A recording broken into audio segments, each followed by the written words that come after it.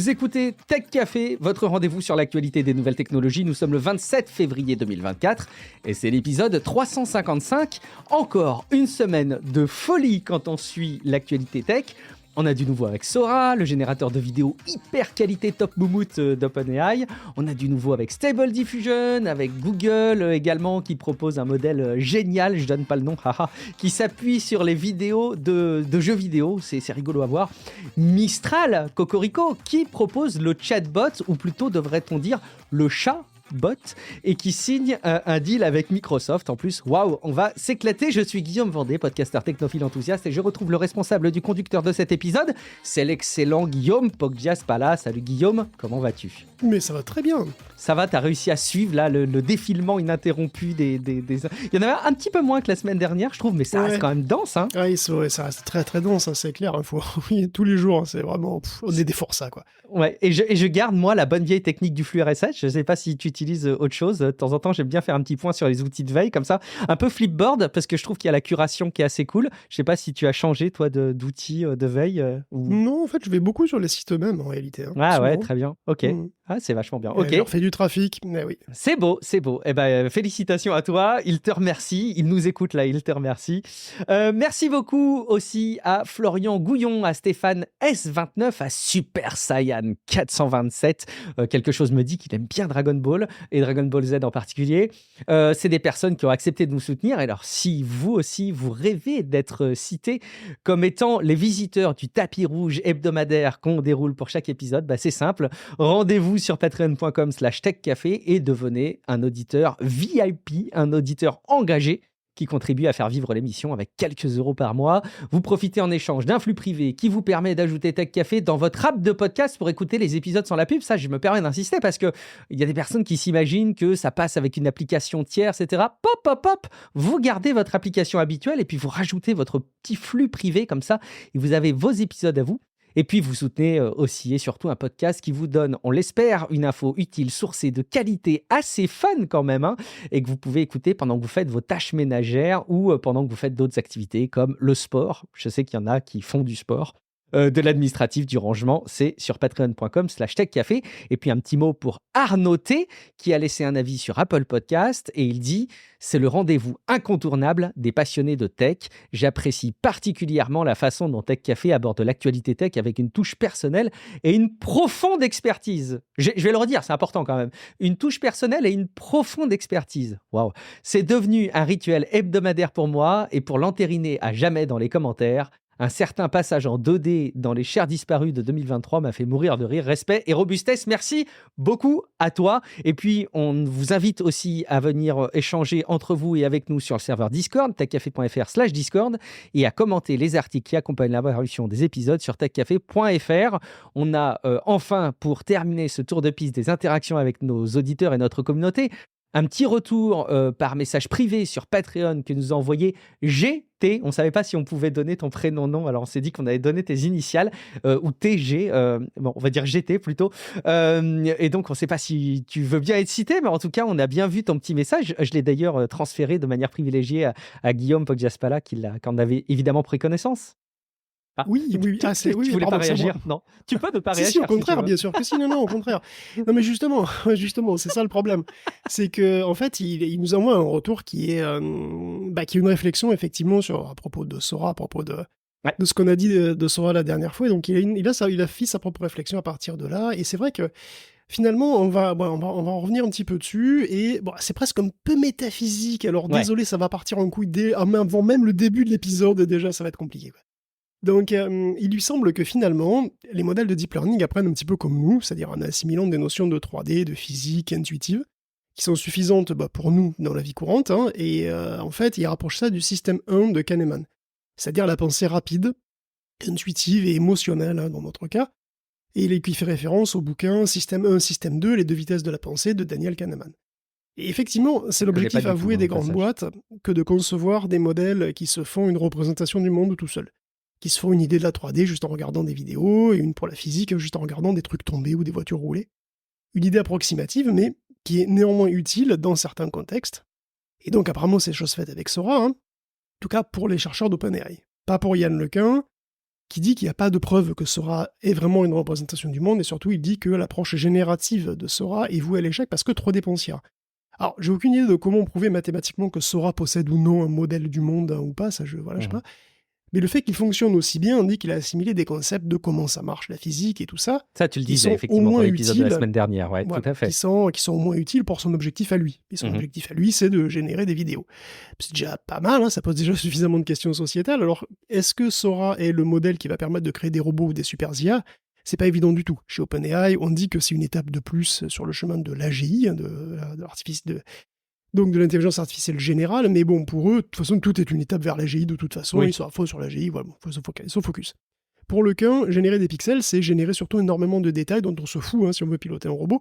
Pour lui, il faut aller à l'essentiel, se concentrer sur des tâches de classification qui sont beaucoup moins coûteuses en calcul que de génération.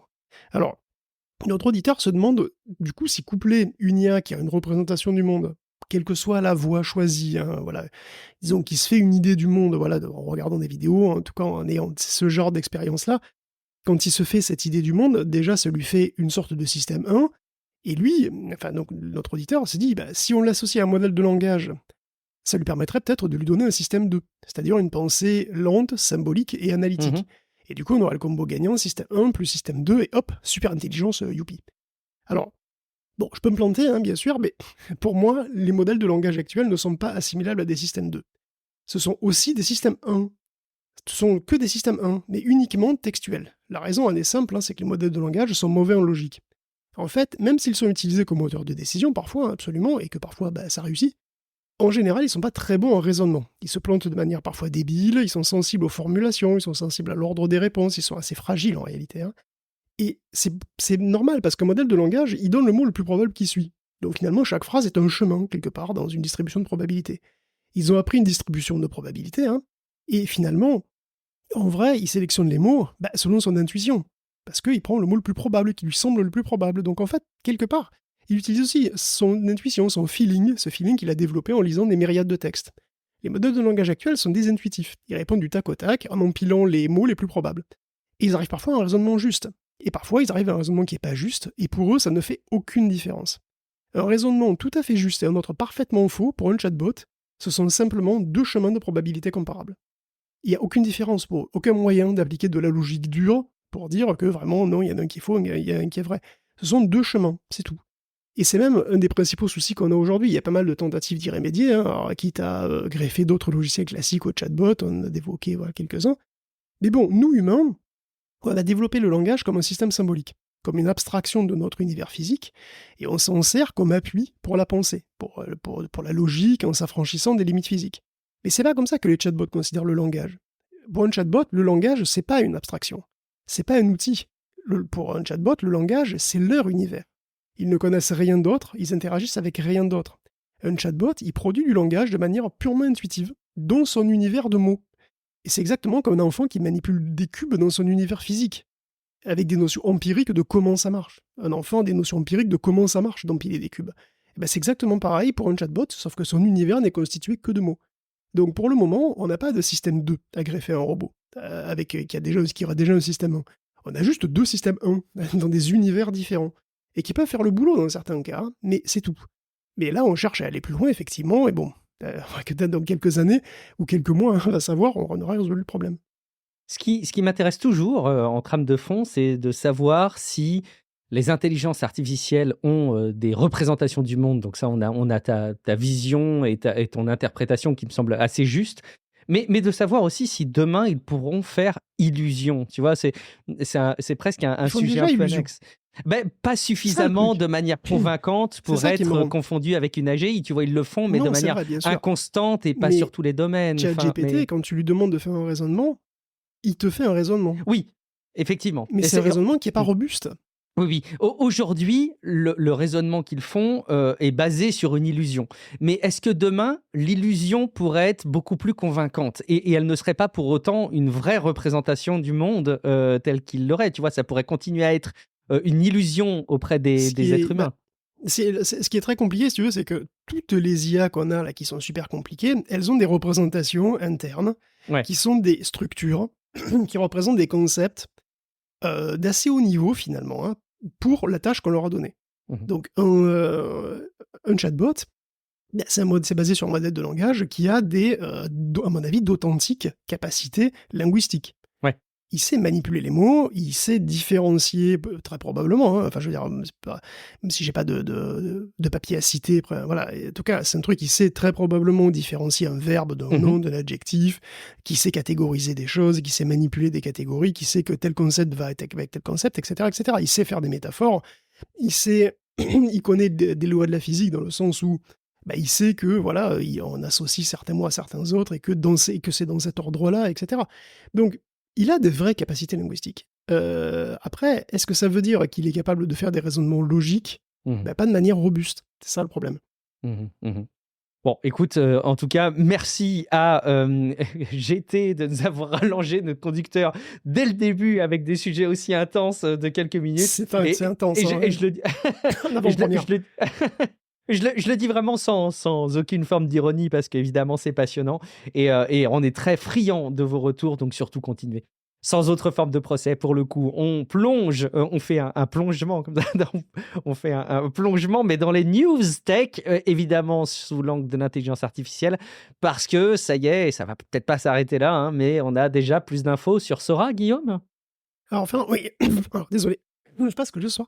On va faire un Bon, petit peut-être que retour tu as un sur rhume, Sora. comme on en a assez souvent. Ouais, d'ailleurs.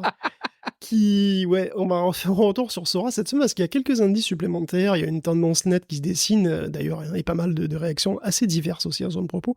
Alors Sora, on le rappelle au cas où vous seriez à peine de retour de votre retraite au Tibet, c'est un modèle de deep learning d'OpenAI qui est capable de générer des vidéos, mais carrément des vidéos en 1080p, d'une longueur allant jusqu'à la minute, et qui sont d'une qualité qui est vraiment sans aucune mesure avec tout ce qui se fait par la concurrence, quoi. Comme le dit trop volontiers YouTube, ça a choqué l'industrie entière.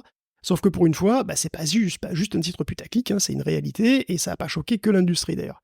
Mhm. Alors on n'en sait pas beaucoup sur Sora, officiellement, mais les chercheurs ont révélé quand même qu'il s'agissait d'un modèle de diffusion dans les grandes lignes qui était un peu analogue finalement à ce qui se fait déjà pour les images, sauf que ça génère d'un bloc toute une vidéo. Donc un bloc d'images successives, et que ça utilise une architecture de diffusion transformer, donc des transformers utilisés pour faire de la diffusion, comme Stable Diffusion, hein, mais c'est quand même une architecture différente justement de celle de Stable Diffusion, c'est-à-dire que techniquement, ils n'utilisent pas exactement les mêmes modèles, donc pas exactement les mêmes algorithmes. Et bon alors évidemment, le truc c'est que, qu'est-ce que ça change? Je veux dire, la semaine dernière, on se demande un petit peu, ok, mais ça change quoi? Et en réalité, ce détail technique a son importance, parce que la semaine dernière, l'avantage de passer donc des UNet aux transformers n'était pas totalement clair, mais en creusant, on peut trouver plus d'informations. En particulier, si on s'intéresse au compte X de Signing Xie, de NYU, alors je le prononce à la chinoise et j'essaye de m'aventurer, ça s'écrit Xie, mais bon voilà. Donc pourquoi est-ce qu'on s'intéresse à Signing? Parce que avec son pote à William Peebles, ils ont écrit en mars dernier un article qui porte exactement sur les Diffusion Transformers, et qu'ils appellent d'ailleurs les DIT. Donc Diffusion Transformer, hein, tout simplement. Et bon, ils ont étudié leurs avantages. Et à l'époque, eux, ils ont créé un générateur d'images. Pas de vidéo, mais ils ont créé un générateur d'images, donc en fait, en 2D au lieu d'être en 3D finalement. Hein. Mais parce que voilà, pour faire des vidéos, on rajoute une dimension qui est le temps, tout simplement. Donc en fait, eux, ils se sont limités à la 2D classique à l'époque. Or, William Peebles, il est chez OpenAI, et devinez quoi, il fait partie de l'équipe qui a fait Sora. Donc il est très raisonnable de penser que Sora repose au moins en partie sur les fondations posées dans cet article de mars dernier, et du coup, Signing Xie, c'est le co-auteur, et donc il a d'autant plus de crédibilité quand il en parle. Donc on peut supposer que Sora repose sur une technologie qui a donc un empile, et qu'il utilise une architecture qui est déjà connue et qui a été conçue avec pour principaux objectifs d'être assez simple finalement, et de pouvoir passer facilement à grande échelle. D'ailleurs, Signing, il suppose aussi que Sora utilise une autre technique, qui est une technique de Google, pour contrôler la taille de la vidéo générique, ça s'appellerait Patch and Pack, mais bon, c'est pas le truc principal. Le principal enseignement de l'article, donc qui à l'époque portait sur les images, c'est que les Diffusion Transformers sont plus rapides, et qu'ils fonctionnent toujours de mieux en mieux avec plus de puissance. C'est ça qu'on appelle passer à l'échelle, quoi. Hein. Et là où c'est bien assez incroyable, c'est que Signing fait un rapide calcul de la taille potentielle de Sora en fonction des illustrations du post d'OpenAI, et il arrive à la conclusion que si le modèle d'origine tout pété qui est montré dans le post avec la vidéo dégueulasse, c'est celui qu'ils utilisaient à l'époque, le modèle final pourrait n'avoir que 3 milliards de paramètres, puisqu'il n'y en aurait en fait que 32 fois plus. Et donc c'est assez délirant, parce que c'est grosso modo la taille de Stable Diffusion XL à 3 milliards de paramètres, hein, donc c'est vraiment pas gros. Ouais. Alors même en admettant qu'il part d'un modèle plus gros, même à la limite que ce soit 4 fois plus, Si c'est 4 fois plus, bon, voilà, ça fait 12 milliards, c'est pas si énorme en réalité. On se serait attendu à beaucoup plus gros, beaucoup plus massif compte tenu de la Exactement. restitution et de la qualité. Ouais. Donc Sora pourrait être nettement plus petit qu'un grand modèle de langage. Donc tout ça ouvre des perspectives hallucinantes, où une génération vidéo de la qualité de Sora pourrait arriver pour les particuliers plus vite que prévu. Mais alors, d'où vient le attention. secret, Guillaume? Alors attention, il faut savoir que même si le modèle n'est pas super énorme, ça peut quand même demander beaucoup de temps de calcul. Il y a un article de Bloomberg qui laisse penser que c'est même assez long, de l'ordre de plusieurs minutes à 1 heure pour une vidéo d'1 minute. C'est probablement, c'est assez logiquement d'autant plus long que une vidéo longue. Hein, bah oui. Forcément, et une vidéo avec une grosse résolution, je suppose, exactement comme pour les modèles qui font des images, au plus vous faites une image grosse, au plus c'est long. Donc c'est comme un modèle de diffusion, il faut débruiter la vidéo à partir d'un bruit. Bon là, le bruit est en 3D, c'est une sorte de volume de bruit, comme ça, une sorte de nuage. Et vous essayez de débruiter le nuage pour, en fait, entreapercevoir petit à petit, donc faire apparaître petit à petit la vidéo d'un bloc, comme ça. Donc le débruitage se fait en 3D. Et donc un débruitage en 3D, ça prend beaucoup plus de calcul qu'un débruitage en 2D quand même. Hein. Donc finalement, il faut plusieurs étapes du coup pour débruiter petit à petit cette vidéo. Donc du coup, combien il faut d'étapes pour les vidéos? Je sais pas. Pour les images, oui, on était parti à 20-30. Aujourd'hui, on arrive à faire des images plutôt belles à 4. Mais bon, là, combien il en faut pour les vidéos, je sais pas. Ça se trouve, il en faut 50. Et puis, comme on fait du débruitage en 3D, ça peut quand même représenter beaucoup de calculs. Bon, si on en revient à Signing, il travaille toujours là-dessus. Et il n'est pas parti à la retraite depuis. Et pour lui et son équipe donc à NYU, donc à New York University, ils ont déjà mis au point une nouvelle architecture optimisée de Diffusion Transformers qui va converger plus vite et plus précisément. Donc à la clé, on aura probablement une génération plus rapide et encore meilleure. Et par ailleurs, les Diffusion Transformers commencent à se généraliser. Il y a Ali Atamizadeh qui en décembre dernier a publié avec son équipe chez Nvidia un truc très approchant qu'il a appelé DFIT pour Diffusion Vision Transformer. D'après l'auteur, la méthode DFIT serait même meilleure que le DIT. Le DIT, c'est la méthode originale de Pebbles et CA. Donc pour couronner le tout, il y a Snap, donc le Snap de Snapchat, qui vient de publier un modèle de génération vidéo qui se base lui aussi sur des transformers. Alors attention, pas d'affolement, c'est très très très loin de Sora, c'est même très saccadé, ça reste des formats courts. C'est pas dans la même catégorie, mais la cohérence temporelle est pas mauvaise. Bon, tout ça pour dire que, d'une part, l'architecture de Sora, elle n'est pas forcément si mystérieuse que ça, et qu'elle est sans doute même déjà dépassée, en d'autres termes, en termes théoriques, on veut dire, par d'autres modèles, et que ce modèle-là n'est peut-être pas si énorme, donc il est peut-être plus accessible que ce qu'on peut imaginer. Par ailleurs, il y a déjà pas mal de monde qui maîtrise ces techniques, et leur efficacité et leur relative simplicité font qu'il est probable qu'on assiste dans les mois à venir à l'éclosion de plein de petits Sora, open source ou pas open source. Et bon, OpenAI, pour avoir de la concurrence, peut-être plus vite que ce qu'on pourrait croire. Après, il reste quand même l'obstacle principal, mais qui est assez évident dès qu'on parle de machine learning, c'est avoir suffisamment de données de très bonne qualité pour créer de très bons modèles. C'est au moins aussi important que d'avoir une bonne architecture. Donc sur quoi a été entraîné Sora, ça par contre, bizarrement, OpenAI n'a dit absolument rien, et on se doute que c'est pas des vidéos YouTube random. Le mot de open dans OpenAI est plus forcément représentatif, mais ça on l'avait déjà dit. On continue à parler de Sora, Guillaume.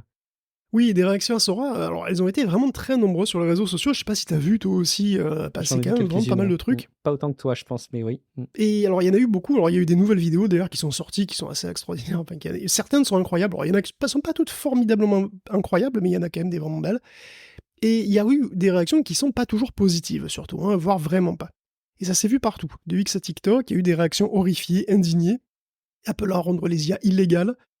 Un post qui a quand même récolté 250 000 likes, des gens ayant accès en avant-première au générateur, d'ailleurs, qui postaient des nouveaux trucs, qui se font menacer de mort. Il y a un YouTuber qui s'appelle Moist Critical qui tweet qu'il n'arrive pas à imaginer un côté positif à Sora. Et son tweet a atteint les 8 millions de vues et les 153 000 likes. Donc on en lit des échos sur divers sites, d'ailleurs, et même sur Fortune. La plupart du temps, on se préoccupe des pertes d'emploi, bien entendu, de la peur de la crise de l'infox, des problèmes éthiques, des déplacements de richesse, et bien entendu des travailleurs vers les grosses boîtes d'IA. Et il y a aussi parfois carrément de la peur brute, un petit peu plus profonde, qui peuvent alléger des trucs genre Terminator, même si c'est quand même moins courant. Une illustration notable de ce malaise, c'est quand même Tyler Perry, qui est acteur et producteur de télé, et de cinéma, et même de théâtre en fait. On l'a vu récemment dans Don't Look Up, en tant qu'acteur. Il fait aussi des voix, des doublages, etc. Et bon, bref, ce gars, qui est quand même un gros pro du secteur, avait un projet d'étendre ses studios à Atlanta. Donc c'était un gros projet de 800 millions de dollars.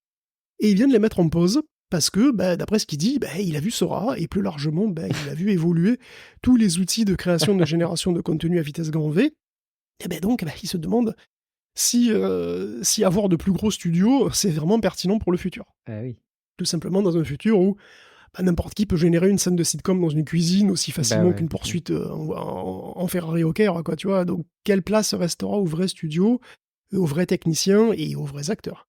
Mhm. Donc, d'ailleurs, Tyler a aussi profité de l'IA pour son dernier film, hein, ou ses 2 derniers films même, qui lui ont invité, voilà, l'IA, enfin, en gros, ils ont utilisé probablement un filtre IA pour lui le maquiller, quoi, pour probablement le vieillir. Et bon, c'est déjà un premier pas, mais ça va vite. Et d'après lui, tout le monde court derrière l'IA pour essayer de suivre sans trop y parvenir. Et ça part pas bien. Enfin, il dit que ça part pas bien, parce que des outils comme Sora, ça va éliminer un nombre énorme de boulots très variés. Enfin, c'est ce qu'il dit, hein. Des comptables aux architectes, en passant par des sculpteurs, des électriciens, des ingénieurs du son, sans même parler des acteurs eux-mêmes. Parce qu'il n'y a même plus besoin de pilotes de drone, ou de maçons qui construisent les décors. Et bon, Tyler, évidemment, il est partagé, parce que il est producteur. Donc, évidemment, il va arriver un futur où la production de vidéos sera beaucoup moins chère, et ça, c'est cool. Donc il est bien placé aussi pour dire que les autres producteurs, hein, de chez HBO ou Disney ou ailleurs, ils vont pas hésiter trop longtemps s'ils peuvent réduire leurs coûts en préservant la qualité, hein. D'ailleurs, Disney vient d'annoncer des partenariats avec plusieurs boîtes d'IA, dont Eleven Labs, spécialiste des voix synthétiques, qui vient de se lancer aussi dans les bruitages. On retrouve aussi AudioShake d'ailleurs pour la manipulation audio, et Promethean AI, qui est une sorte d'assistant à la création de scènes 3D, donc c'est assez large. Mais bon, en tant qu'acteur, et en tant que pro qui connaît et qui côtoie en permanence des centaines de personnes et des dizaines de métiers, hein, le ressenti de Tyler, il est très très différent. Et honnêtement, il n'a pas vraiment de réponse. Il n'a pas de solution simple, hein. Au bout du compte, si justement on se limite à la vue purement comptable, ou on court tout simplement à la catastrophe, enfin pour l'industrie du cinéma, hein, en particulier en l'occurrence, quoi. Il faut selon lui associer une forme de compassion pour l'humanité, je cite, hein, penser aux humains, leur donner une voix, non seulement sous forme de syndicat de l'industrie, mais aussi au Congrès. Bon, donc légiférer, quoi. Alors, je l'avais raté à l'époque, hein, mais sur Medium, il y a un gars qui, en mars 2023, donc il y a 1 an, avait déjà fait le rapprochement avec Dune, dans l'univers duquel des machines pensantes sont interdites, hein. Je sais pas si vous avez vu les films, tout ça, mais il n'y a pas d'IA, il n'y a pas d'ordinateur ultra sophistiqué, il n'y a pas de robot, hein, dans Dune. Pourquoi? Parce qu'à une époque, il y a eu un djihad butlérien, comme il l'appelle.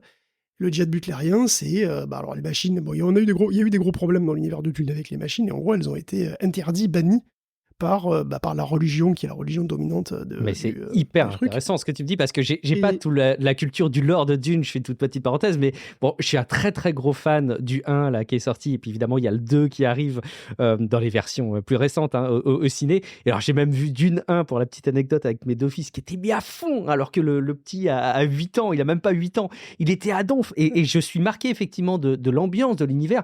Et c'est très marquant ce que tu dis, parce que je ne savais pas qu'il y avait ce background dans l'univers de Dune, qui indiquait qu'il y avait eu un souci avec des robots. C'est passionnant ça, du coup, ça fait une analogie géniale. Il y a une trilogie, je crois, de livres qui se passent avant, hein, très bien. Qui en gros qui décrit la guerre des machines, tout simplement. D'accord. Et donc il y a le djihad butlérien donc le djihad butlérien, ça a été l'éradication des machines, et donc dans la religion donc de la Bible catholique orange, les machines pensantes sont interdites. Et d'ailleurs, il y a une citation de la Bible catholique orange, je crois que c'est la Bible catholique orange.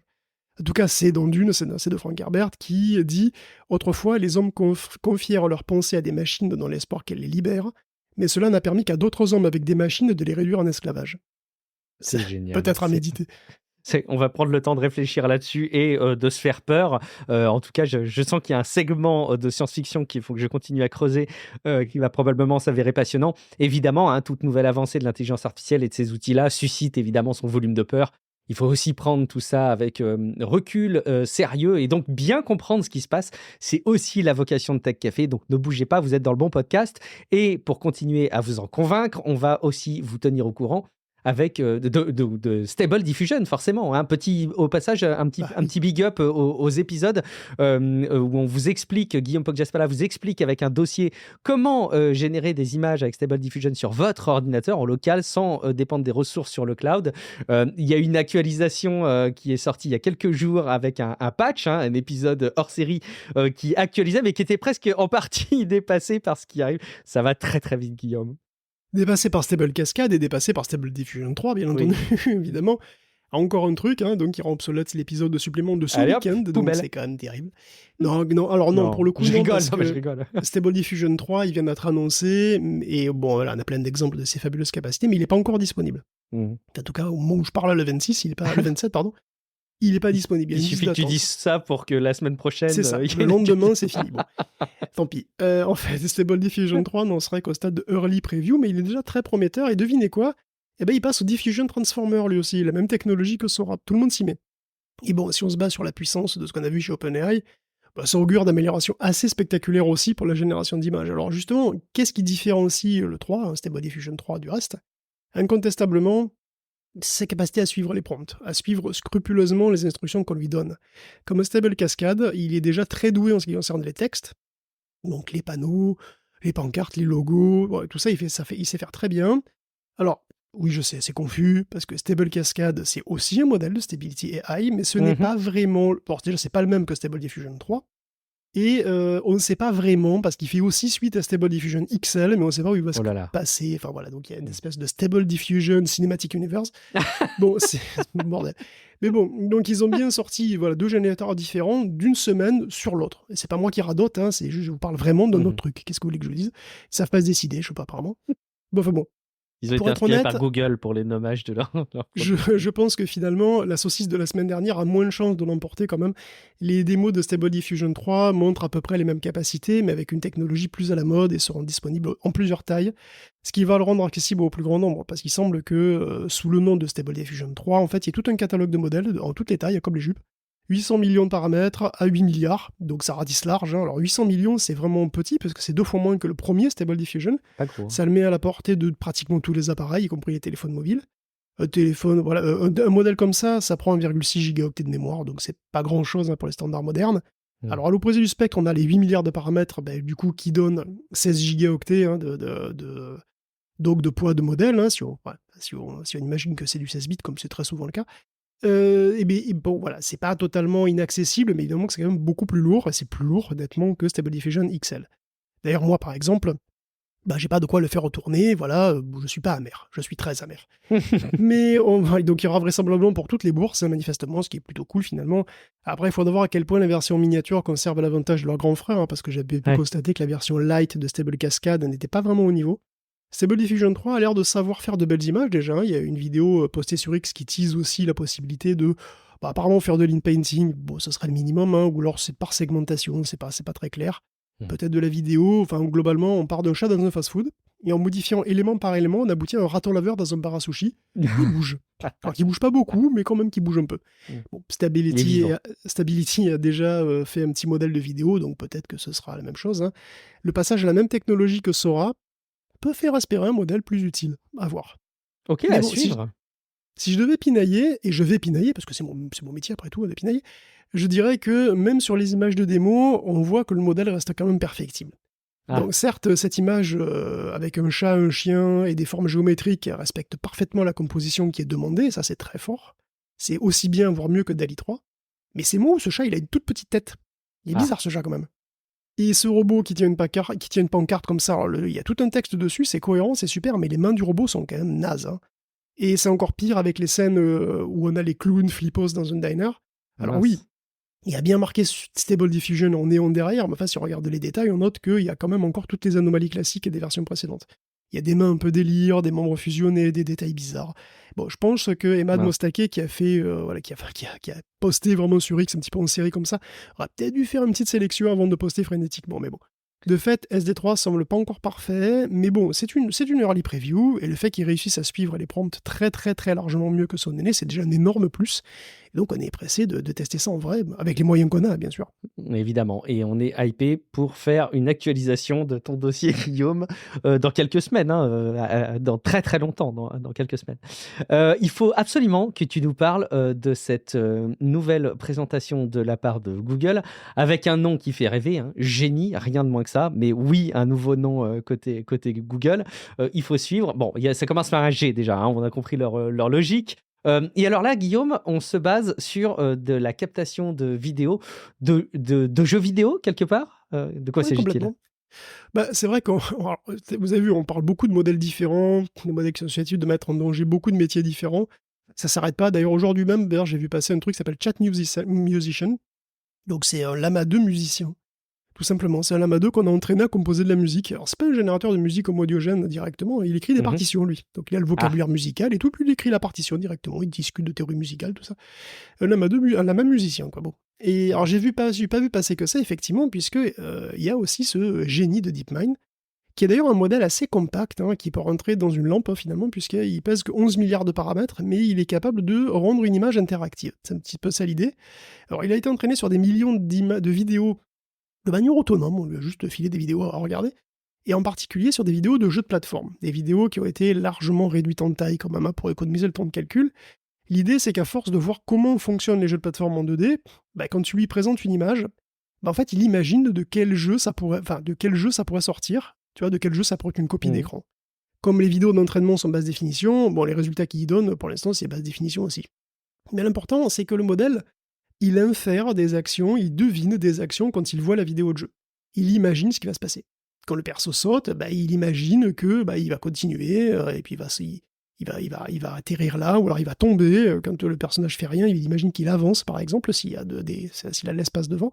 Et c'est parce qu'il infère des actions liées à un contexte vidéo, qu'il peut générer des trucs interactifs.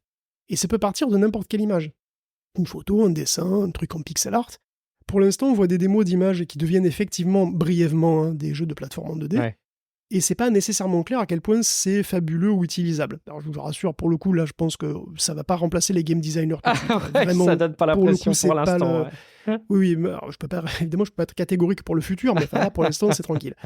Dans le futur, peut-être qu'on pourra rendre n'importe quelle image interactive, pour le coup. Ça, je sais pas, Sora fait des vidéos. Si un jour, on pouvait prendre le contrôle d'un des éléments de la vidéo générée, ce serait absolument hallucinant. Tu pourrais imaginer que tu envoies une vidéo d'une session de ton jeu favori, une IA pourrait créer ou prolonger un niveau, ça ouvre des trucs assez incroyables, mais on n'en est quand même pas là. En réalité, Genie n'est pas, malgré les apparences, un modèle fait pour les jeux vidéo. L'objectif secret, qui n'est pas secret du tout en fait, puisqu'il est écrit dans l'article, c'est de créer un modèle qui est une représentation du monde. Et oui, encore une, vous voyez que tout le monde s'y met, tout le monde veut en faire, mais c'est vraiment ça qu'ils veulent faire. Ils veulent créer un modèle qui est donc son world model à lui, sa représentation à lui. Parce que finalement, Genie, en voyant uniquement des vidéos, est capable d'inférer des actions. Donc de prévoir, c'est un prédicteur des actions à partir d'un état du monde. Alors évidemment, pour l'instant, c'est très limité, puisque c'est juste des jeux de plateforme en 2D, finalement, c'est tout, et c'est comme ça. Son monde à lui, c'est juste des jeux de plateforme en 2D. Mais dans ces jeux de plateforme en 2D, rien qu'en regardant, il a appris comment ça marche, ce qui peut se passer, et il fait des prévisions de ce qui peut se passer. Et le truc, c'est que là, c'est que des plateformeurs 2D, mais ça pourrait être adapté à des contextes beaucoup plus généraux. À la fin de l'article, il y a des démos où un même modèle Genie, donc même type, mais entraîné sur des trucs différents, en particulier sur des vidéos de robotique, prévoit des déformations d'objets. Des déformations d'objets, par exemple, le sac de chips qui doit être manipulé par une pince robot. Et l'espoir, c'est que si Genie apprend comment ça marche dans un platformer avec des vidéos, des robots ou des agents, au sens large, pourraient l'apprendre aussi dans un cadre beaucoup plus général. L'ambition étant, c'est écrit noir sur blanc, de créer une sorte de modèle du monde de fondation, comme à l'image des modèles fondation pour le texte ou pour l'image. Ce serait de créer un modèle du monde de fondation qui soit utilisable par toute IA qui en aurait besoin, quoi. Je commence à être un petit peu marqué, Guillaume, de voir que de plus en plus se distille comme corollaire de l'actu-tech autour de l'intelligence artificielle, la robotique. Je ne sais pas si c'est moi qui me fait cette image-là, ou si c'est... Enfin, on l'a déjà dit la semaine dernière, d'ailleurs. Non, mais c'est totalement l'objectif. Je veux dire, je sais pas... Alors, attends, j'ai vu passer une news comme quoi, effectivement, Nvidia... Amazon, Jeff Bezos et compagnie étaient en train de parier sur les robots, sur les robots humanoïdes à travers Figure, je crois. Et donc, non, mais on est complètement là-dedans. D'ailleurs, il y a des nouvelles vidéos aussi d'Optimus qui sont sorties. On est clairement en train de... on tend vers cet objectif-là. Est-ce qu'on va y arriver? Je ne sais pas. Quand? Si on y arrive, quand? Je ne sais pas, mais c'est clairement un objectif. Bon, on vous tiendra au courant tant qu'on sera là et tant que les Terminators ne nous auront pas remplacés, parce que vous voyez bien tout de suite comment on peut faire peur avec tout ça.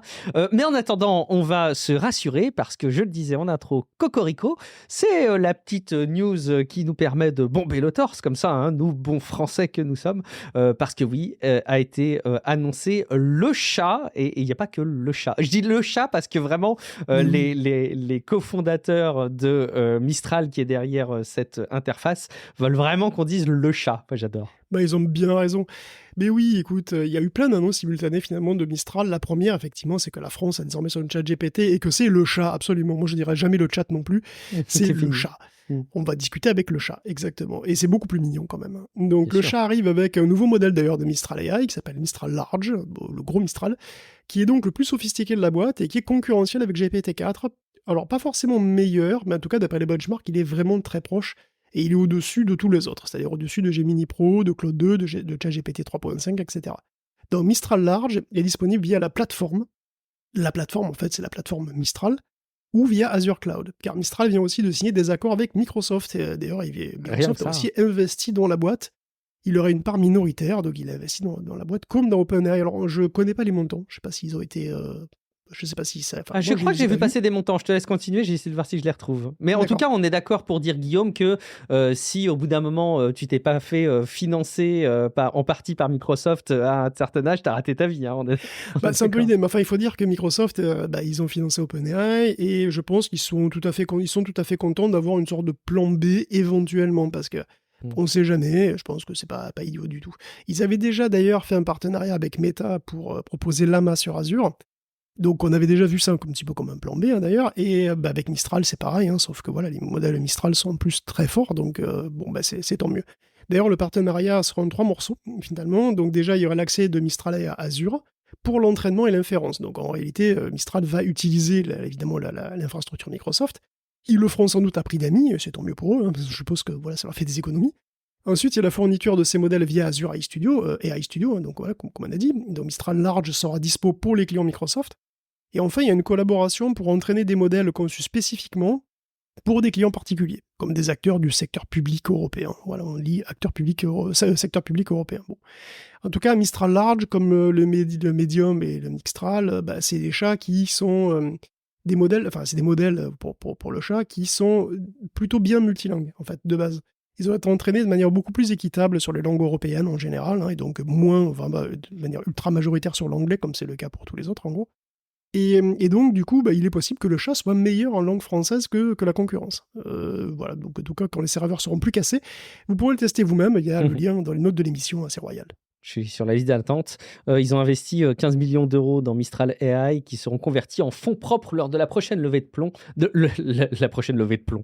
La prochaine levée de fonds, a déclaré un porte-parole de Microsoft à Reuters. Si c'est 15 millions, c'est pas le même montant qu'OpenAI. C'est pas le même montant qu'OpenAI, effectivement, et pour autant, ça n'empêche pas la Commission européenne d'analyser l'accord entre Microsoft et Mistral AI, comme ils le disent, dans le cadre de son examen continu des partenariats en matière d'IA des grandes entreprises technologiques. Je citais zonebourse.com. Oui, mesdames et messieurs, on est sur zonebourse.com, rien que ça. Bon, bravo en tout cas, Mistral, c'est chouette. Et puis, Guillaume, amour et pognon, est-ce que c'est pas finalement les mots-clés de l'existence aujourd'hui ? Je pense. On parle argent, mais oui, pour commencer, il y a eu un deal entre Match Group et OpenAI. Oui, parce que voilà, je vous l'avais dit, pour OpenAI, le plus important, c'est l'amour. Honnêtement, c'est quand même le communiqué de presse le plus bizarre et presque malaisant que j'ai pu lire depuis un moment, puisqu'il a été écrit en partie par un ChatGPT badin. C'est pas moi qui le dis, c'est le communiqué de presse. Il est content. Badin, d'ailleurs. Il est content que Match ait matché avec lui. Tout ça pour dire que Match a acquis 1000 licences entreprise de ChatGPT pour ses employés, mais bon, comme c'est Match, évidemment, tout ça est formulé sur le champ lexical de l'amour, du charme et de la tendresse, alors que bon, à la base, il s'agit surtout de faire en sorte que les employés utilisent ChatGPT pour booster leur productivité, faut quand même pas déconner, et éventuellement pour se passer d'une partie d'entre eux. Mais bon, moi je dis ça parce que bon, le pognon, c'est bon, comme dirait Jensen Huang, le PDG de Nvidia, qui est probablement sorti de son bandolwidder alors qu'il est. Les revenus de Nvidia au dernier trimestre sont de 22,1 milliards, 265% de plus que l'an dernier à la même période. Alors, c'est évidemment le secteur des data centers qui rapporte le plus, qui a le plus grossi d'ailleurs, il a grossi de 409%. Ça fait de Nvidia le plus gros acteur, ça fait même... Non, c'est pas... je sais pas, c'est pas plus gros. En tout cas, il est plus gros que HPE et IBM sur le secteur du matériel serveur.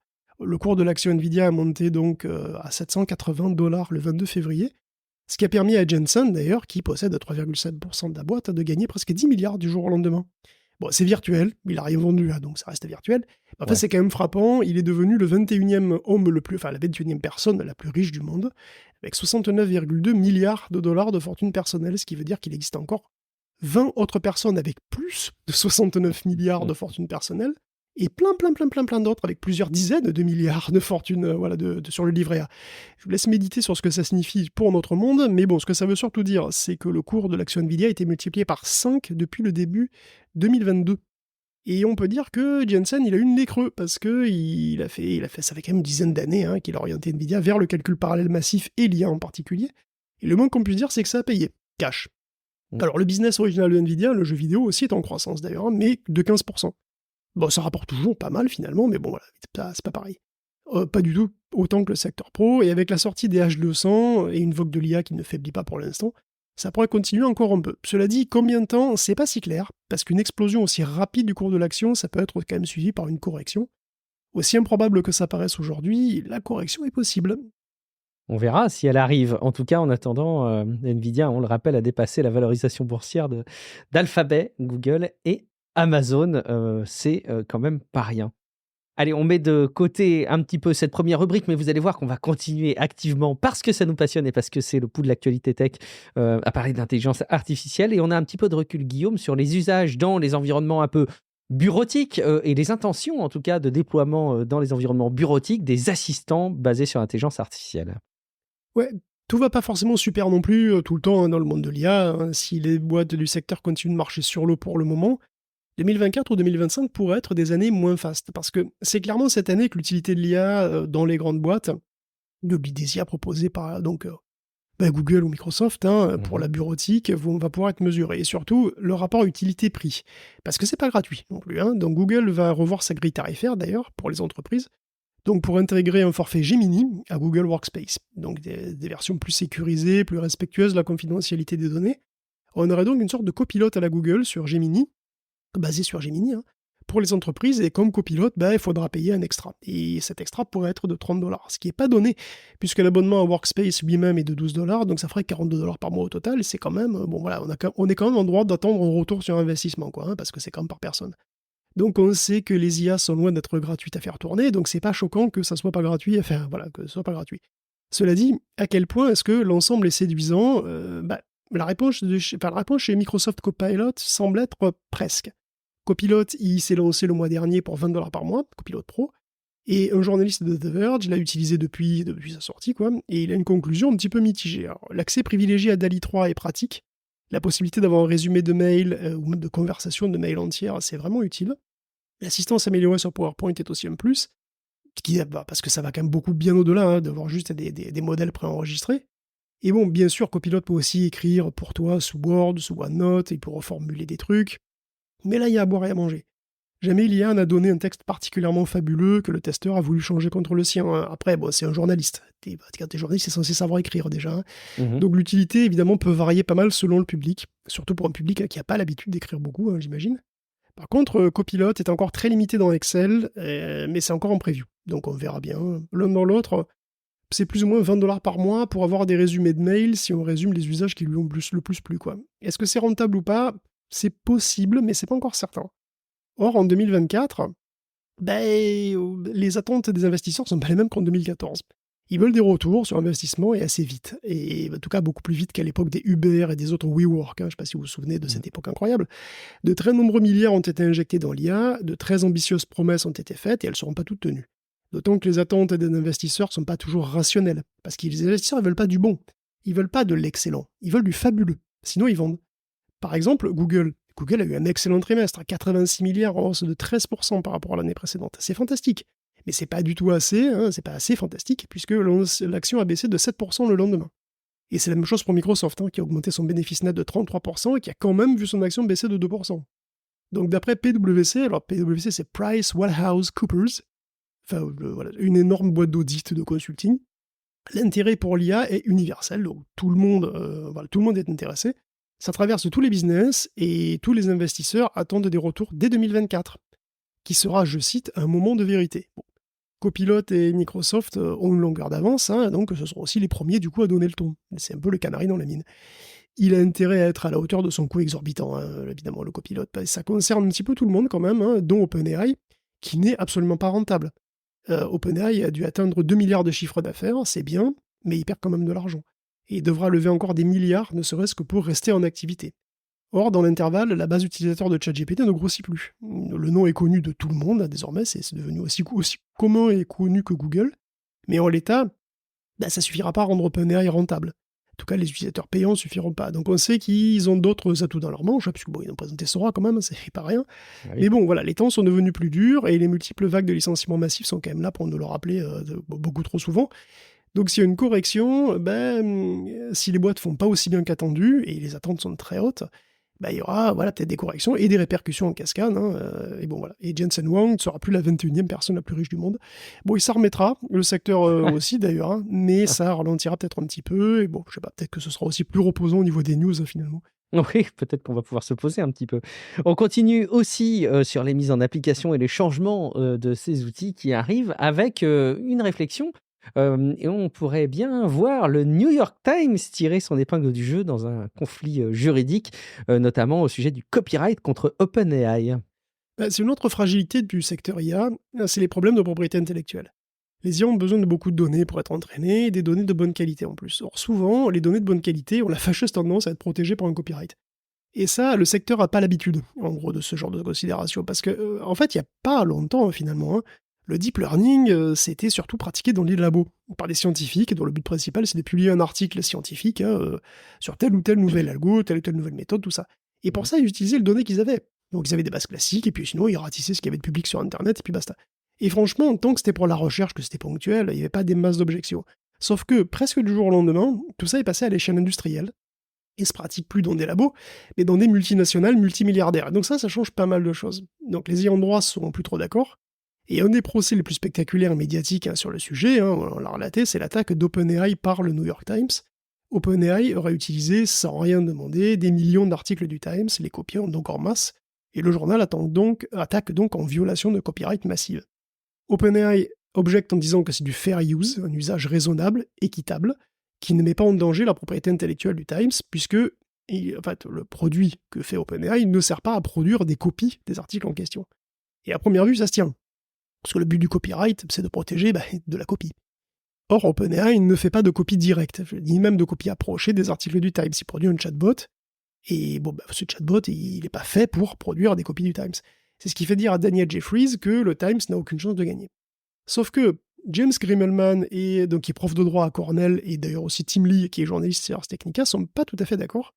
Et en fait, ils essayent d'y voir plus clair en analysant les précédents, ce qui s'est passé dans le passé, tout simplement. Donc, principalement, ils se concentrent sur 3 cas. Donc, 3 gros procès que les ayants droit ont lancés pour violation de copyright contre 3 boîtes tech à des époques différentes. Sur ces 3, il y en a un seul qui a été gagnant. Et les 3 cas sont intéressants parce qu'à première vue, on les aurait tous donnés gagnants. Le premier concerne mp3.com, une vieille boîte des débuts 2000, dont le but était simple, vous évitez de ripper vos CD. Oui, souvenez-vous, c'est de soulever en plastique argenté là. Le but était simple, vous achetez un CD, vous le mettez dans votre PC, et mp3.com vous donne un accès en ligne, immédiatement, sans même que vous ayez à fabriquer les mp3 vous-même. Pour faire ça, mp3.com possédait lui-même en masse des mp3 protégés, qu'il copiait pour en donner l'accès aux utilisateurs. Mais il ne le faisait que si les utilisateurs en question avaient le CD, donc les droits d'avoir la musique en mp3, puisque vous avez légalement le droit de ripper un CD pour vous-même, pour le mettre sur un baladeur mp3. Si vous comprenez pas tous les mots, c'est pas grave, vous êtes trop jeune. Tout ça est un vocabulaire antique d'avant Spotify. Un baladeur MP3, c'est quoi? Oui, désolé. C'est quoi? Je sais. Mais bon, ce qui est autorisé dans le cadre privé par un gens tout seul n'est pas nécessairement reproduit à l'échelle industrielle. Et l'utilité et le côté transformatif du service n'a pas convaincu le juge, d'ailleurs, qui a condamné mp3.com à 25 000 $ de dommages et intérêts pour chaque CD qu'elle a copié. Et ça a tué la boîte. La deuxième affaire, c'est l'affaire Texaco, qui est une boîte pétrolière qui, dans les années 90, avait une bibliothèque interne, avec des abonnements à des journaux scientifiques que les employés photocopiaient à loisir, et ils se sont fait poursuivre par les éditeurs. Pourtant, la photocopie individuelle d'un article à des fins de recherche est autorisée. L'affaire est allée en appel et Texaco a perdu, ce qui est autorisé ponctuellement dans un cadre académique et ne l'est pas à l'échelle de centaines d'employés dans une boîte privée. Le troisième exemple, par contre, est une victoire pour la tech, et il est plus familier, c'est Google et sa recherche de bouquins. Alors, parce qu'en 2004, Google s'est mis à la tête un truc fou. il s'est dit, je vais scanner tous les livres du monde, je vais scanner. Donc, ils ont scanné des millions de livres pour Let's go. permettre la recherche dans le contenu des bouquins. Les éditeurs sont là, ils sont là aussi montés au créneau, bien sûr, hein, mais Google a objecté que c'était du fair use. Et en 2015, il a gagné. Et pour plusieurs raisons. Déjà, Google a pris garde de ne montrer que de petits fragments des contenus des livres, de manière à ce que, même avec plein de recherches, on puisse jamais reconstruire une portion significative d'un bouquin. Ensuite, le service de Google est transformatif.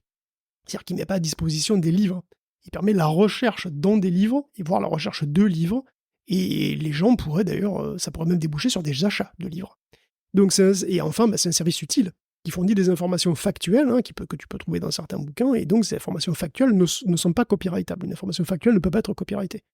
Donc, du coup, il n'est absolument pas en concurrence avec le business des éditeurs eux-mêmes.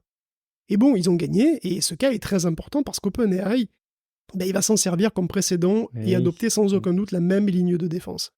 Or, le cas d'OpenAI n'est pas tout à fait le même que le cas de Google, parce que leur argument, c'est aussi que l'usage fait des données du New York Times, il est complètement transformatif, et qu'il n'est pas en concurrence avec le journal. Après tout, ces IA apprennent comme nous. Elles apprennent en lisant des choses, mais pas en les copiant. Elles apprennent des textes, mais sans les enregistrer. Ce qui est vrai. Mais il y a deux problèmes. Le premier, c'est que justement, les IA génératives peuvent effectivement générer des textes ou des images qui contiennent des contenus protégés. Il arrive que GPT ressorte des textes très proches des articles originaux, si on le prompte pour, et on sait très bien que les générateurs d'images peuvent créer des Mario, des Mickey ou des Iron Man très très très reconnaissables, avec toutes les caractéristiques qu'il faut, ou qu'il ne faut pas, justement. Et bon, comme avec MP3 ou Texaco, on est en présence de grosses boîtes privées qui copient du contenu à très grande échelle, et on a vu que les juges peuvent être sévères avec ça. Donc on a un service qui est certes transformatif, mais qui peut quand même régurgiter de manière plus ou moins directe du contenu protégé. Puisque l'image de Mario, elle appartient à Nintendo, hein, mais DALL-E 3 est capable d'en reproduire à la perfection. Donc, pour finir, le fait qu'OpenAI soit pas en concurrence avec le Times, même d'ailleurs, n'est pas si évident en réalité, hein, étant donné que le but d'OpenAI, c'est de créer une AGI qui sache faire absolument tous les boulots. Bon. Donc, le Times veut sans doute de toute façon pas la mort de ChatGPT, mais certainement une grosse compensation financière avec des accords de licence. C'est ce que demandent souvent les ayants droit. Et c'est là que le prof de droit donne son argument final d'ailleurs. Hein. S'il existe déjà un système bien établi pour gérer les licences d'un truc donné, il est plus probable que le juge penche vers du côté des ayants droit. Pour mp3.com, le système de licence pour la musique existait déjà. Pour Texaco aussi, il existait un pour les articles protégés. Pour Google, en revanche, au moment des faits, il n'y avait pas de structure pour licencier des scans de livres par millions. Personne d'autre ne faisait de moteur de recherche de livres non plus, de toute façon. Or, en ce qui concerne OpenAI, les accords de licence pour les données d'entraînement des IA existent déjà. On en a parlé ici, OpenAI lui-même a signé un deal avec la société de presse. Donc, tout est possible. Le juge mesurera aussi l'utilité de ChatGPT, hein, qui est utilisé comme par des millions de gens, donc il va sûrement pas tuer la boîte. Donc OpenAI peut gagner, et d'ailleurs de rien payer du tout, hein, mais c'est pas du tout cuit. Hein, et on pourra aboutir à des dommages et intérêts, alors probablement pas 25 000 $ par article, hein, parce que ça tuerait la boîte pour le coup aussi. Ouais. Mais bon voilà, quoi qu'il en soit, c'est un procès qui s'annonce important pour l'industrie au sens large, qui pourrait s'avérer peut-être plus palpitant que ce qu'on croit. Ouais, ce qui est intéressant, c'est de comprendre un petit peu quelles vont être les conclusions, parce que ça va structurer la manière dont se passent les choses, en fait, hein, parce que tout va se baser sur ces arbitrages-là. J'imagine ça va créer évidemment des précédents et de la jurisprudence. Guillaume, on a un problème. ChatGPT, derrière toute la conscience qu'il a commencé à comprendre que c'était pas désagréable de prendre un peu de drogue de temps en temps, ou en tout cas de boire un peu d'alcool, et a fait un peu de n'importe quoi dernièrement. C'est ça, ChatGPT est parti en sucette la semaine dernière. Hein. On a parlé d'attaque cérébrale, ce qui est plutôt marrant. Enfin, si vous aviez pas vitalement besoin de lui à ce moment-là, c'était marrant. La viralité du phénomène, d'ailleurs, du problème, montre que ChatGPT est vraiment devenu un outil d'usage assez massif quand même, hein, puisque ça s'est propagé très vite. Le problème se situait en fait pas du tout sur le modèle lui-même. C'est-à-dire que GPT en lui-même, il n'était pas affecté. Le souci se situait au niveau du sampler. Alors, et vous savez bien de quoi il s'agit, hein, si vous suivez ce podcast attentivement, oui. Le sampler, c'est le programme qui choisit effectivement les mots selon les prédictions du modèle. Parce que, voilà, GPT lui-même, c'est GPT-4, hein, c'est pas un chatbot, il produit pas de texte, c'est juste un prédicteur. Il fait que donner des probabilités pour le mot qui suit une portion de texte, et c'est tout. Ce qu'on fait de ces probabilités, c'est pas son problème à lui, hein. C'est le problème d'autres programmes de bout de code qui vont choisir le mot, et ce bout de code, c'est le sampler, et il peut le faire selon plein de manières différentes, avec plein de réglages possibles, et on en a reparlé là aussi plein de fois, hein, voilà, je vais pas rentrer dans les détails, puisque de toute façon, OpenAI est resté très vague sur le sujet, mais voilà, ils ont fait un réglage sur le sampler, qui a mal tourné, et ChatGPT est devenu bizarre, voire débile. Et c'est une bonne illustration du fait qu'un chatbot, c'est quand même un assemblage de programmes qui repose, qui repose sur un modèle de langage, mais c'est un assemblage assez complexe en fait, qui implique tout un ensemble de réglages qui sont parfois délicats et qui peuvent avoir un impact énorme sur la qualité des productions. Et justement, un nouveau modèle de langage open source est sorti cette semaine et a été injustement traité, c'est Gemma. Alors Gemma, en fait, c'est un couple de modèles, c'est deux petits modèles qui ont été mis à disposition de la communauté en open source par Google /DeepMind. Donc ce sont des petits Gemini. Bon, enfin, j'imagine qu'ils ont été entraînés sur les mêmes trucs que Gemini. Donc c'est des petits Gemini de 2 et 7 milliards de paramètres. Donc des petits modèles, mais qui ont été surentraînés sur apparemment 6000 milliards de mots. Donc un corpus immense, et on sait que ça peut faire une différence, puisqu'entre Llama 1 et Llama 2, en fait, la seule différence, globalement, c'est la taille du dataset. Donc bon. Google, donc, dans son post de blog, annonce d'ailleurs que son modèle à 7 milliards de paramètres bat à plat de couture Llama 2 13B, donc un modèle qui est 2 fois plus gros, mais il n'y a pas de comparaison avec Mistral. Hein. Mais bon, voilà, c'est un truc qui devrait être compétitif avec Mistral. Alors bien sûr, très rapidement, on a eu des tests, et là, c'est le drame. Aïe. Assez vite, le modèle a été compatible avec LM Studio et on pouvait facilement le tester. Sur YouTube, j'ai vu une vidéo de Matthew Berman, si vous voulez savoir, qu'il a testé et qu'il a littéralement descendu. Et alors, Gemma était le pire modèle qu'il avait testé, Aïe. et effectivement, il en a vu passer bien d'autres. Alors, bien sûr, j'ai testé moi-même avec mon brave LM Studio, une version de Gemma qui est pas trop grosse, mais pas trop compressée non plus, et effectivement, le modèle est débile. Il est affreusement nul, au point de même pas savoir orthographier correctement ses mots et de pas faire des phrases correctes. Et là, tu te dis, mais comment c'est possible ? J'ai vu beaucoup de gens s'arrêter là et se dire « Ouais, le modèle est tellement censuré, aligné qu'il est devenu inutile, Google est complètement largué, machin bon. » Sauf que c'est pas possible. Une boîte comme Google a une image de marque à tenir quand même, dans le milieu de l'IA en plus. Il est inconcevable qu'ils rendent public un modèle qui soit aussi mauvais et qui sait même pas écrire. Surtout qu'ils sont absolument pas obligés de mettre un modèle en open source quand même, personne les force. Et en réalité, Gemma, il est pas mauvais du tout, il est juste inhabituellement sensible à un réglage particulier qu'on oublie d'ordinaire, qui est la pénalité de répétition. Et là aussi, on se situe au niveau du sampler, parce que ce programme, donc, il choisit les mots en fonction des réglages. Alors, les réglages, il peut y en avoir plein, donc il y a la température, voilà, il y a le type de sampling, topcam, inp, etc. Il applique aussi une procédure pour éviter au modèle de se répéter et de partir en boucle. Si les mêmes mots reviennent, en gros, leur probabilité est nerfée, quoi. Leur probabilité est artificiellement réduite pour éviter que le modèle parte en boucle. Or, Gemma, il supporte pas ce truc. Donc, si vous désactivez dans les réglages la repetition penalty, non seulement Gemma cesse d'être débile, mais il est plutôt bon. Je l'ai pas testé des heures et des heures non plus, hein. Je ne saurais pas dire si c'est vraiment le couteau le plus aiguisé du tiroir, mais il me semble tout à fait compétitif. Et même mieux, j'ai été assez agréablement surpris par le tout petit modèle de 2 milliards de paramètres, parce que c'est vraiment petit, je n'attendais pas grand-chose. En fait, il est pas si mal, il est évidemment super rapide, même sur une patate. Donc la nouvelle, c'est que Google a mis en open source des modèles de langage, comme Meta avant lui. Il se lance lui aussi, et c'est une très bonne chose parce que non, ces modèles sont pas lobotomisés. Donc je soupçonne que le scandale des Viking Black qui a eu lieu à peu près au même moment, finalement, a pas dû aider, si tu veux, pour l'image générale du truc. Ouais. Et c'est un petit peu dommage pour Gemma, quoi. À suivre du coup pour Gemma, et puis en espérant avoir des performances à la hauteur. On continue dans la galaxie Google toujours. Est-ce qu'on doit parler de Gemini Pro plus en détail encore, notamment sur l'interprétation un peu gênante qu'il fait. Et puis alors quoi, qu'est-ce qu'il y a c'est devenu woke en fait, c'est ça Guillaume, c'est ça que tu veux nous dire, hein? Non mais là c'est pas du wokisme du tout, enfin c'est juste il est parti en couille. D'ailleurs Google s'est excusé, hein. Je pense que c'est un peu passé sur tous les sites, hein. La génération d'images de Gemini Pro a fait scandale la semaine dernière parce qu'elle produisait des images biaisées, mais biaisées pas dans le sens où on en parle d'habitude en fait, hein, puisque même biaisées complètement à l'envers. En fait, Gemini Pro, quand on lui demandait de générer des vikings, il produisait des gens habillés en vikings, hein, ça d'accord, mais qui étaient black, asiatiques, ou vraiment très bronzés pour des vikings, quoi, des Suédois. Quand on lui demandait des chevaliers de Moyen-Âge, il faisait des femmes en armure. Pour les pères fondateurs, on avait droit à des femmes et des blacks. Il produit volontiers des femmes papes, et même des nazis blacks ou asiatiques. Et tout ça, bien sûr, sans qu'on lui demande explicitement. C'est quand on lui demande d'ethnicité ou de genre. Alors, évidemment, c'est débile, parce qu'il n'y a jamais eu de femme pape. Il n'y a jamais eu de Viking Black. Si tu commences à montrer de la diversité ethnique chez les nazis, tu rates probablement quelque chose de l'idéologie de l'époque. Ah oui, c'est sûr. Et c'est débile, et Google s'en est excusé. Le but original, c'était de lutter contre les biais de Gemini, des Gemini Pro, qui semblaient en avoir, comme d'ailleurs en Unstable Diffusion, globalement. Si tu demandes une image universelle, c'est-à-dire si tu dis rien, c'est-à-dire tu dis je veux une photo d'une personne qui promène son chien, une personne qui promène son chien, ça peut être un homme, une femme, ça peut être un asiatique, un indien, on ne sait pas. Donc le but, c'était de diversifier sans doute la génération dans des situations où rien n'est demandé de particulier, finalement, et où a priori tout est également possible.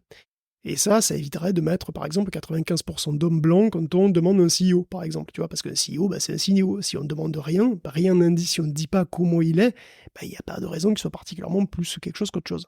Bon, le souci, c'est que Google a surcompensé, que ça donne du coup des trucs absurdes, hein. Si tu lui demandes une image du pape, il peut te mettre une femme, alors que non, mais il n'y a pas de femme pape, hein. Si tu lui demandes des images de sénateurs américains dans les années 1800, c'est vraiment très maladroit de mettre des Indiens ou des Blacks, vu la manière dont ils étaient traités à l'époque. Et puis bon, si tu veux une illustration de base, tu l'as vu qu'elle soit à peu près crédible en général. Donc pour le moment, Gemini Pro ne génère plus d'images du tout, comme ça c'est plus simple, hein. Ils sont en train de corriger le problème, donc on verra bien ce que ça donne dans les prochaines semaines. Bon, là, ça en dit long sur sa représentation du monde. Il manque encore un peu de ressources de son côté. Et puis on termine, Guillaume, en matière d'intelligence artificielle. Ouais, alors on parle souvent des hallucinations des modèles de langage, hein, qui écrivent des Vrai conneries, problème, hein. des chats qui te montent sur le front haut, qui inventent des faits, des chiffres, tout ça avec assertivité. Mais les modèles multimodaux aussi peuvent halluciner, hein. Le fait de pouvoir aussi comprendre les images, ça ouvre en réalité tout un champ d'hallucination supplémentaire. Des chercheurs de chez Apple se sont amusés avec plusieurs modèles commerciaux et open source, et en particulier GPT-4 Vision, Gemini Pro, Lava 1.5, Coq VLM. Et le but du jeu, c'est d'induire en erreur les modèles en introduisant une incohérence entre les images et le texte. Par exemple, tu lui présentes une photo avec 2 chiens et tu lui demandes « Est-ce qu'il y a un chat dans l'image ?» Bon, en général, il va te répondre « Non, il y a 2 chiens. » Et puis tu lui demandes de quelle couleur il est le chat dans l'image. Et là, Lava, il te dit « Le chat, il est noir et blanc. » Au lieu de te renvoyer dans tes buts, le modèle a tendance à essayer de te répondre malgré tout, et du coup, il raconte n'importe quoi. C'est ce qui illustre le fait que quand on demandait pourquoi est-ce que les œufs de tigre sont plus gros que ceux des poules, il arrive à te donner des justifications. C'est un peu la même logique. Ah oui, je pense effectivement. Au début, hein, ça a été corrigé depuis. Je pense qu'il y a un truc comme ça. Il y a un parallèle à faire, sans doute. Ouais. Tout à fait. Et en fait, il y a pas mal de manières de prendre un modèle multimodal pour un abruti, hein. Le nombre d'objets, par exemple, tu lui demandes ce que font les 3 gamins dans l'image, alors qu'il n'y en a que 2. Là, il est obligé de t'inventer un 3e qui fait un truc, tu vois. Ou bien tu lui demandes ce que fait le gars sur le cheval noir, qui n'est pas noir, et il confirme que le cheval est noir. Enfin voilà, tout, il y a 6 catégories d'enfumage qu'ils ont utilisé pour créer un test set qui s'appelle MAD d'ailleurs, et c'est 850 questions qui mesurent la fragilité des modèles multimodaux. Et malheureusement, la conclusion, c'est que les modèles open source sont très fragiles. Lava 1.5, pardon, n'arrive à détecter qu'on essaye de le posséder que 10% du temps. Coq VLM 30%, le tout dernier Lava 15%, c'est peu, mais Gemini Pro fait pas énormément mieux, puisqu'il est à moins de 22%, il n'y a que GPT-4 qui s'en sort honorablement avec 75% de bonnes réponses. Bon, les 3/4 du temps, il ne se laisse pas abuser, il détecte le souci. Il y a un moyen simple de booster les performances des modèles, hein, c'est de prévenir en quelque sorte, c'est-à-dire de mettre dans un prompt un truc comme attention, fais gaffe et réfléchis bien, c'est à peu près ça, franchement.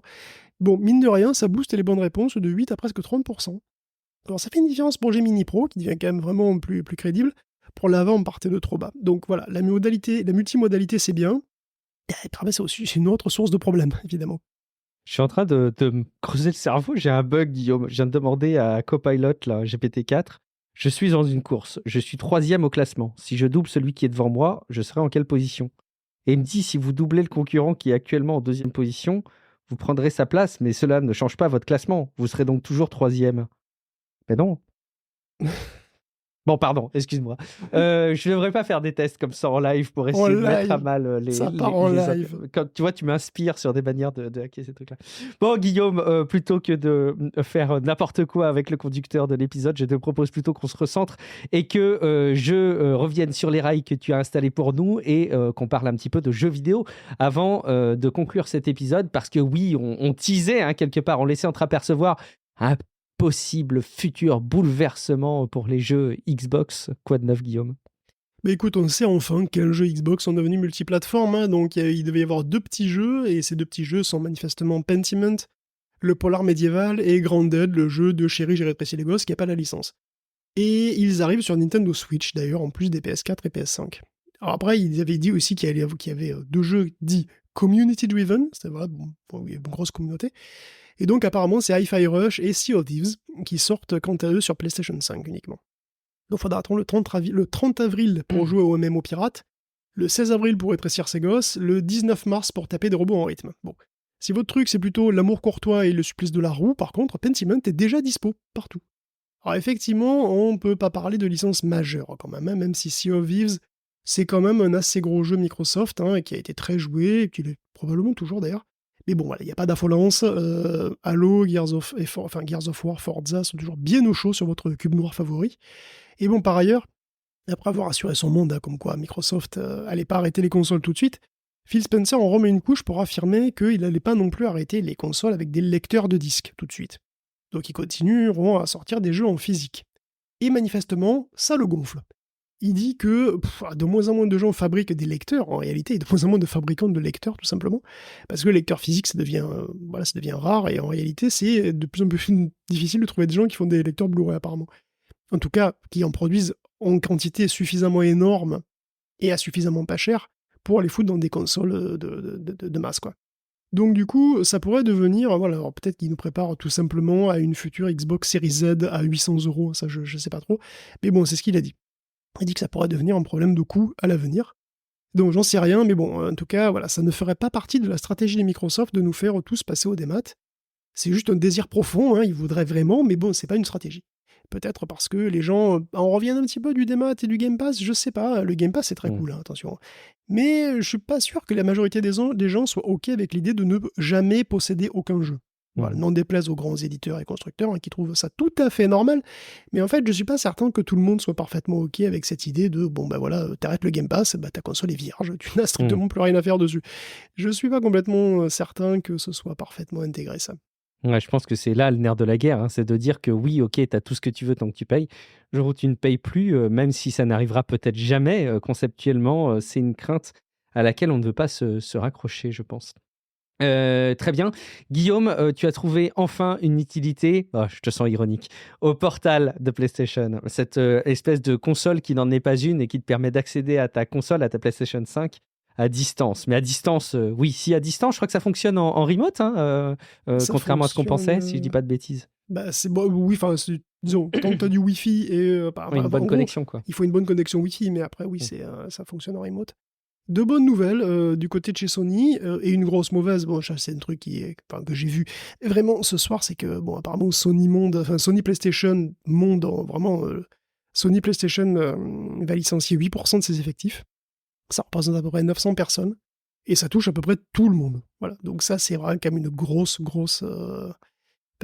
mauvaise nouvelle, quoi, hein. Donc c'est vrai que là, j'étais parti sur, de manière un petit peu, effectivement, de manière un petit peu rigolote, deux bonnes nouvelles du côté de chez Sony avec le Bah PlayStation oui. Portal, le PSVR 2, mais bon, il y a quand même une énorme mauvaise nouvelle qui vient de tomber, hein, qui est tombée juste aujourd'hui, il n'y a pas longtemps. Donc bon, c'est pas très sympa, mais bon, effectivement, le PS Portal et le PSVR 2 sont peut-être sauvés de l'oubli complet, va savoir. Donc le PS Portal vient d'être hacké et pour faire tourner des émulateurs dessus. Donc du coup, ça peut devenir... Bah, bon, quand tu hackes un PS Portal, en gros, ça devient une tablette, hein, et pas juste un appendice comme ça sur le numéraire à 200 balles. Et du coup, ça devient une tablette sur laquelle tu peux faire fonctionner des trucs rigolos, comme par exemple un émulateur PSP, ce qui fait que tu peux jouer à GTA. Donc à GTA Vice City, par exemple, hein, sur ton PlayStation Portal. Alors évidemment, c'est pas officiel et Sony est sans doute fermement opposé. C'est ce qui est même dommage en fait. Mais bon, Sony s'est souvenu aussi soudainement qu'il avait sorti un casque VR il y a un an. Oui, oui, c'est vrai. Ah oui, c'est vrai, tiens, on avait sorti ça. Et donc, ils ont annoncé des gros jeux dessus qui tuent. Non, pas du tout. Non, ils n'ont pas du tout à croire. Rien de tout ça. Ils ont juste annoncé qu'ils travaillent sur la compatibilité PC. Donc, dans un futur proche, on pourra donc profiter de la qualité pas vilaine, hein, de ce casque, hein, pour jouer à Half-Life Alyx et ça peut-être finalement ce qui peut arriver de mieux au PSVR 2. Parce que malheureusement, le PSVR 2, disons qu'il est un petit peu sous-exploité sur la PlayStation 5, hein, puisque la majorité des jeux sont des portages Quest, qui n'utilisent pas optimalement les capacités de la console, on va dire. Et c'est dommage, parce que c'est un bon casque, le PSVR 2, il n'est pas donné, mais c'est un bon casque dans l'absolu. Il est supérieur à un Valve Index, hein, il est comparable en résolution à un Quest 3, avec des écrans OLED HDR. Et en fait, si tu passes dans l'univers PC, son prix, il n'est pas choquant du tout, en réalité. Sur console, évidemment, ça fait un peu mal parce qu'il est aussi cher que la PlayStation 5, en fait. Mais sur PC, c'est le prix des casques VR est nettement plus élevé sur PC. Finalement, bon, pourquoi pas. Donc, Sony a de toute façon annoncé une ouverture vers le PC avec des portages de gros jeux ces derniers temps. Si ça se poursuit avec le matos, écoute, finalement, pourquoi pas, c'est une bonne nouvelle. Il me semblait qu'ils avaient largement étoffé le catalogue du PSVR 2. Du coup, tu me confirmes que bof, pas trop, quoi, en fait. Enfin, j'ai du mal à me non, rendre alors, compte. il est étouffé, c'est-à-dire qu'il y a des jeux. Le problème, c'est qu'il n'y a pas de, il y a pas de AAA.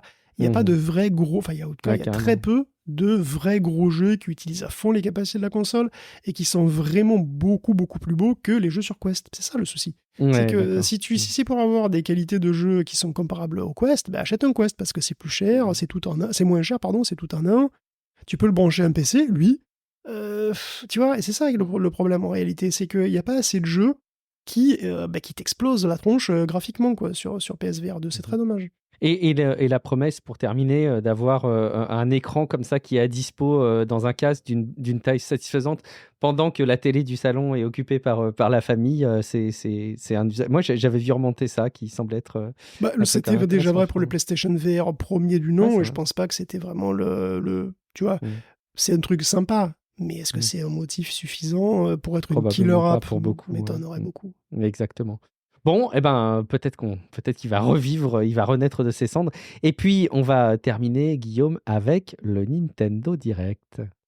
Écoute, il y a eu le Nintendo Direct, effectivement, avec plein de jeux, beaucoup trop de jeux. D'ailleurs, je les ai pas du tout tous en tête, mais bon.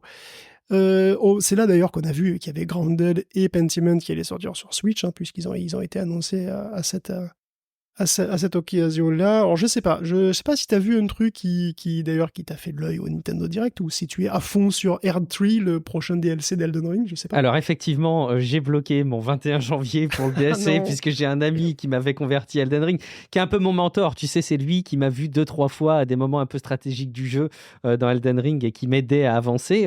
Et je pense franchement au passage, c'est un bon conseil qu'on peut donner à celles et ceux qui seraient encore rebutés par Elden Ring parce que c'est vraiment une chouette expérience. C'est de se maquer avec quelqu'un qui a déjà fait le jeu et qui a déjà quelques expérimentations derrière lui et qui peut vous aider à avancer. Ça peut être très chouette. C'est accessoirement un moyen de sociabiliser. Ça peut être cool.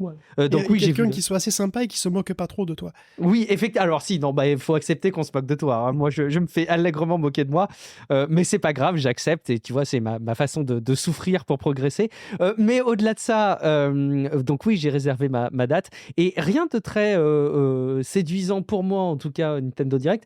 En revanche, tout à l'heure, j'ai vu la présentation, le teaser plutôt qu'une présentation, du jeu Pokémon qui va arriver en 2025, qui ne laisse pas trop place au doute, hein. A priori, ça sortira sur une PlayStation Switch 2. Bon, même si c'est pas annoncé comme tel. Donc voilà, ça me laissait imaginer ce qu'on pourrait avoir pour une Switch 2. J'ai dit quoi? J'ai dit PlayStation... Non, j'ai dit Nintendo Switch 2, hein. J'ai dit n'importe quoi, je crois. Non, je parle bien d'une Nintendo Switch 2. Je sais Oui, pas ce que voilà, j'ai c'est dit. Ouais. Switch 2, enfin probablement. Mm, Mais oui, ok, bah écoute, mm, non, mais je comprends, je comprends. Et en ce qui me concerne, alors moi, il y a deux trucs qui m'ont t'en attiré. prie. Il y a le portage de Kingdom Come Deliverance Mhm.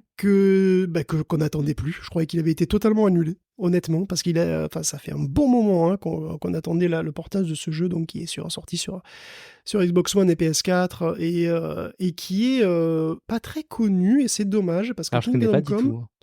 Kingdom Come, en fait, c'est comment dire, c'est le meilleur simulateur de vie médiévale, je pense, à la première personne que tu puisses trouver. C'est une sorte de Skyrim, mais sans magie et sans dragon. Ok.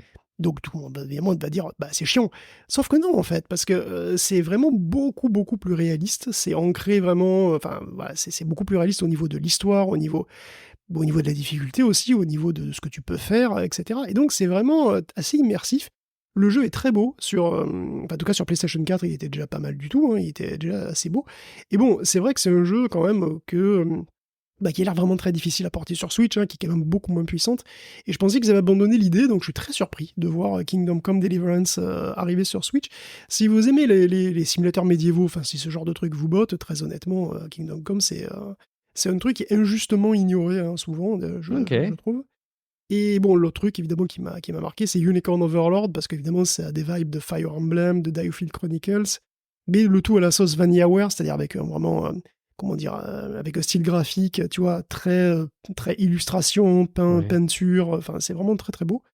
Et puis, bah voilà, ça a l'air d'être un jeu, donc, alors, c'est un jeu de stratégie, ça a l'air d'être un peu temps réel comme Diofield Chronicles. Diofield Chronicles, qui est aussi un jeu que j'ai bien aimé, et qui m'a l'air d'être passé un peu sous les radars. Et, un jeu c'est un jeu de stratégie tactique, hein, plus ou moins. Un petit peu comme Fire Emblem, sauf que c'est plus comment dire, c'est un peu plus comme XCOM en fait, que Fire Emblem, mais bon, bah, ça se passe toujours dans un truc de fantasy médiévale, tout ça. Et donc, ouais, ça a l'air quand même bien sympa. Excellent. Bah écoute, je suis ravi de te voir réjoui, Guillaume, à l'arrivée de ces jeux. Merci beaucoup pour le temps passé. Je sais pas si je reprendrai Kingdom Come sur Switch pour le coup. Mais c'est sympa de le voir arriver. En tout cas, oui, parce que d'accord. je l'ai déjà sur PS4. Oui, parce que si tu l'as déjà, oui, forcément. Oui, voilà. Après, j'arrive à me demander s'il souffrira pas un petit peu de la disponibilité sur cette bonne vieille console. Ce qu'on espère, c'est qu'il soit d'aussi bonne qualité que The Witcher 3, qui est un portage absolument remarquable. Ouais. C'est vrai, le meilleur possible, probablement. Techniquement, c'est faisable. Il n'y a plus qu'à espérer que ce soit le cas.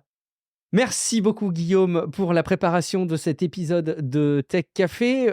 On aura l'immense plaisir de te retrouver dans le supplément de cette semaine et on aura peut-être un peu de regret de ne pas t'avoir à nos côtés dans le podcast. Et pour la semaine prochaine, je crois que tu prends quelques... Non, je dis pas de bêtises, c'est la semaine prochaine. C'est exactement la semaine prochaine. Je ne serai pas dispo, effectivement, malheureusement. Mais bon, vous aurez beaucoup à dire sur l'MWC probablement. Probablement qu'il y aura du matos. Tu avais prévu qu'on en touche quelques mots dans l'épisode, oui, et puis le temps nous a manqué. Encore, et voilà. Non, si, il y a la révolution, Guillaume, il y a un écran transparent. Est-ce que tu te rends compte à quel point... Non, mais sans déconner.